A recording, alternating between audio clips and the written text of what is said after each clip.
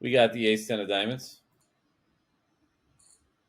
We see a bunch of limpers, so we're gonna raise it up. Limp fold.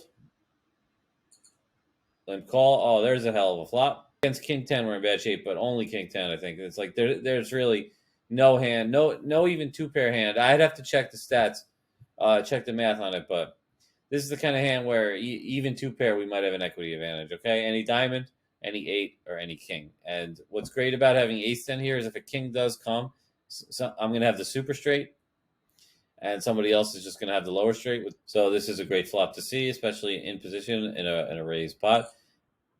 And also, there's plenty of pairs they could have since I don't block any of the pairs. So this guy just bets out. Okay, so if a guy's just betting out into all these people, this is obviously never a bluff, ever. So I think we can just call here. All right, here comes the 8 ball. That's a great card.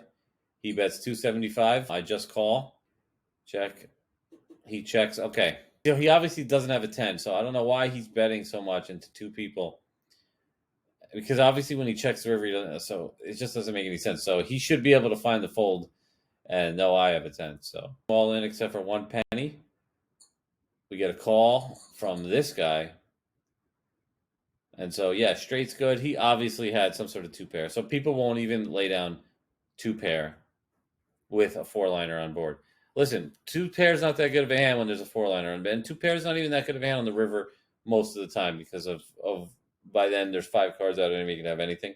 So I make a mistake here by only betting five. I thought if I bet five, they'd both call. I actually should have bet more, so I let him keep his $1.61. That's a mistake. Should have bet more. All right, we got the 9-8 here, down to 42. I'm going to 3-bet any 4 bets, and we probably just fold.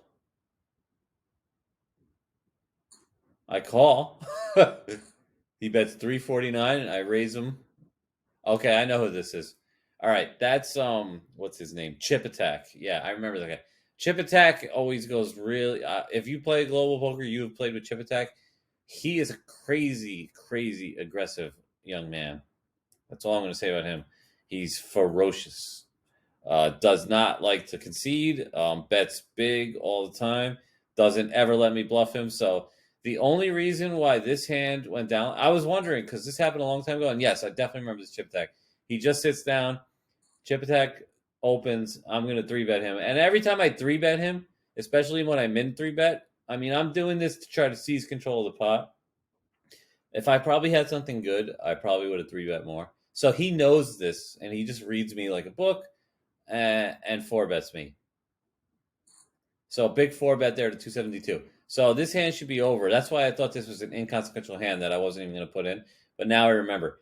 So I actually read that he's reading me, and I just don't believe he has a big hand. So I think my 8 and 9 are live.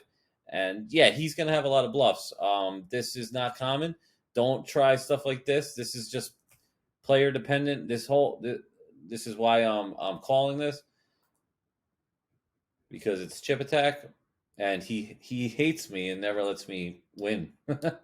So yeah, and now okay, he's repping ace king here. This is a rainbow flop. Not a lot of draws. I'm probably drawing dead. If he has ace king, I'm probably drawing dead with whatever I have, unless I have something that already has him smoked. So he might want to work in a check there if he actually had ace king. So when he bets like that, yeah, I just don't believe it.